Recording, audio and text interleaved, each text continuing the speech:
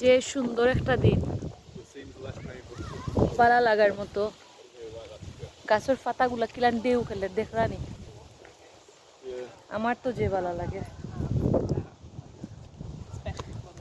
ভালো না লাগিয়ে যাইতো হইলে খান জোগজোগা তকতকে একটা দিন, অত সুন্দর।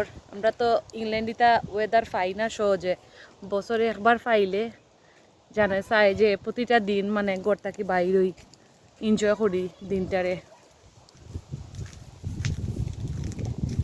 তখন আমি তো গেটের ভিতরে দিই আমার বেবিরে লইয়া যাইমু।